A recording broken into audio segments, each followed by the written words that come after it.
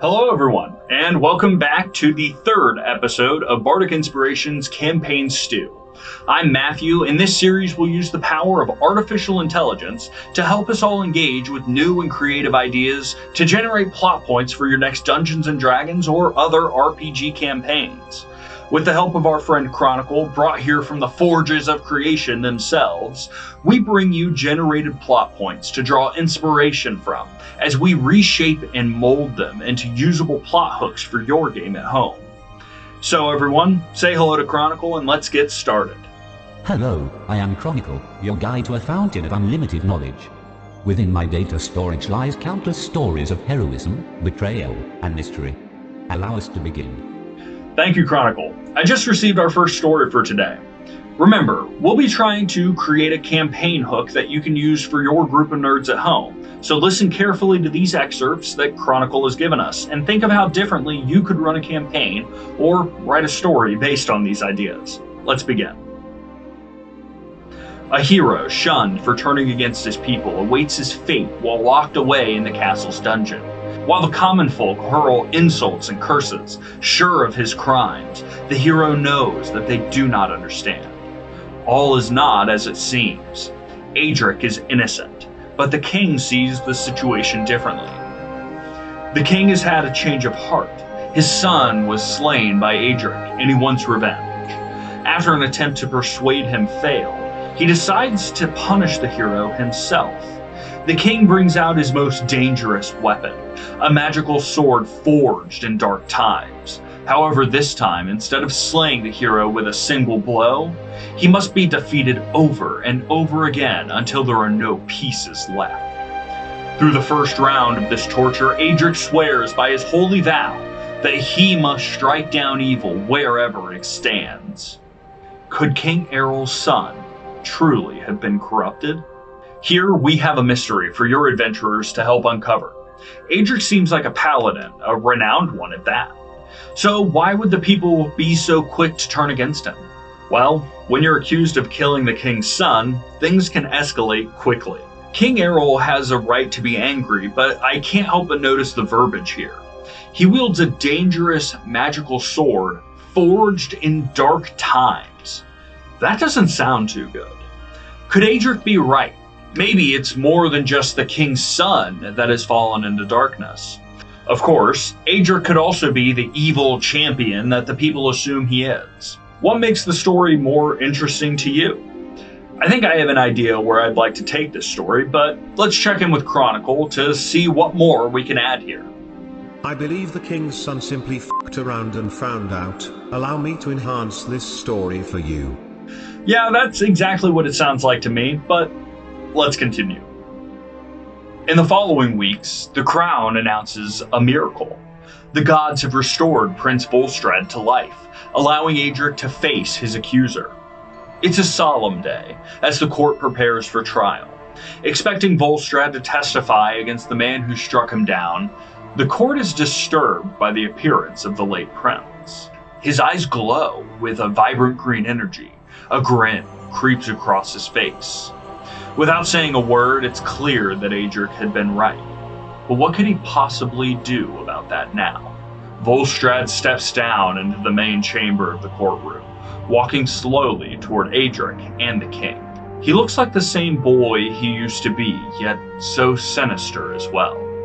Is it just a trick of the light, or does his skin seem to ripple and shiver?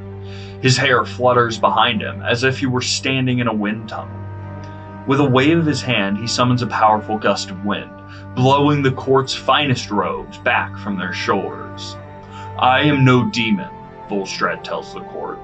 My body has become a vessel for the one true God.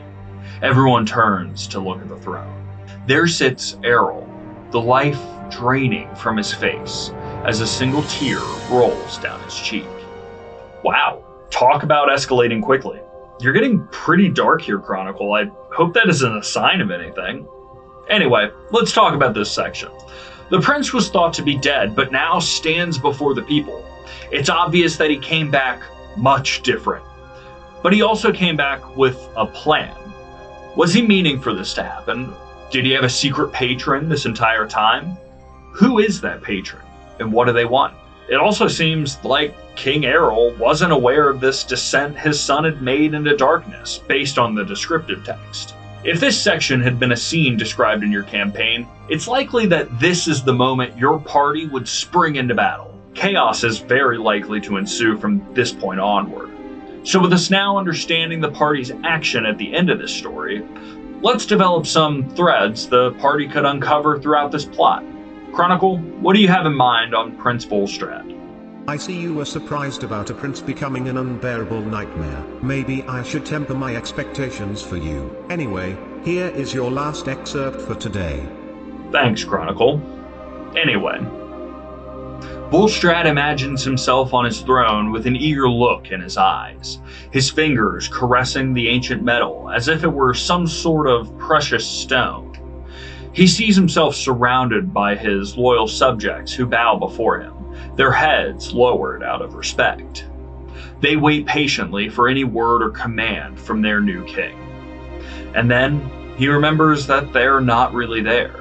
His father, still healthy in his older age, will remain on the throne for years to come. Unless there had to be another way. After all, no one knew of the king like Volstrad does. His violent outbursts and demands for the highest level of perfection. No one else dared stand in the way of the king. No one else but Volstrad. Tearing open ancient tomes, dark in nature, Volstrad reminded himself of his tutor's studies with the arcane. He knew with certainty that there was something powerful enough to rip the crown from his father's head, forever. He reads for hours, days, foregoing sleep and food, before he stumbles upon a passage that brings a tear to his eye, not one of sadness, but of hope. Some powerful entities will make bargains for such power. And so, Volstrad decides that he is going to make one too. The days pass slowly, and Volstrad's preparations are made. On the night of the full moon, he waits silently outside the king's chambers. He stands in the shadows until he hears the old man's snores coming from behind the locked door. Taking a deep breath, Volstrad begins to chant under his breath. The words come easily to him now. A curse upon the king, and a powerful new friend. It was all right for Volstrad to feast upon. So, Volstrad made a deal with the devil, and now it's going to cost him everything. That is, if your adventurers are powerful enough to stop him. We knew from the last passage that Volstrad had allowed himself to become a vessel for some powerful entity. There are a variety of ways you could take that, as there's no shortage of evil beings looking to strike bargains of fate. But the root of this evil is a father's scorn upon his child. I firmly believe that the best way to plan your D&D campaigns is around real issues that we face in the world we actually live in. Sure, it's exciting to fight a powerful monster, but if you want to add impact to that battle, ground it in something the players can understand, not just the characters in the game. The players could have been tasked to investigate the situation on Adric's behalf. You could substitute Adric for a similar character that already exists in your campaign, or you could create this scenario from scratch. If so, I'd recommend finding a way to endear Adric to your players before he is charged with his crimes. That way, it'll be much easier to nudge them into that investigation. Once they're hooked, you could sprinkle clues all over the castle and surrounding city. Maybe Volstrad's tutor was actually guiding him along, hoping for a raise of station once Volstrad would seize control. As always, you can take this in many different directions. So, let's build a plot hook for your personal use. I'm going to frame this as a political intrigue, as investigation will play the biggest role in our plot hook. You can also tie in other diplomatic relations that maybe the players will need to use their words and their wits in order to piece everything together. That way, the sudden revival of Prince Volstrad will feel more like a plot twist, and less like, I didn't know what else to throw in here to move the plot forward. You could even have them investigate the body of the prince, so it comes as even more of a shock and confirms some of those darker theories they may have about him. So, here's what we've come up with. After well-known hero and faithful paladin Adric Steelheart is imprisoned for the murder of Prince Volstrad. He calls the adventurers for aid to prove his innocence. Claiming that not all was well with the prince, it's up to the party to build a case for Adric's defense. Dark offerings and ancient rituals await uncovering, but will the adventurers find the truth before it's too late? From today's tales, what plot threads could you come up with? What did I miss? Was there anything today that gave you a bard's inspiration? Share your ideas down below and make sure you never miss another video. Remember, tools like Chronicle are a great resource for overcoming writer's block, but they aren't here to do all the work for you. Stories are meant to be told by us, the bards. Maybe this exercise helps turn some wheels inside your head. Maybe you could take part of today's lesson and use it for your adventures. Maybe there are more mysteries to be uncovered, but I leave those for you to decide. After all, it's not my story to tell. Safe travels, friends.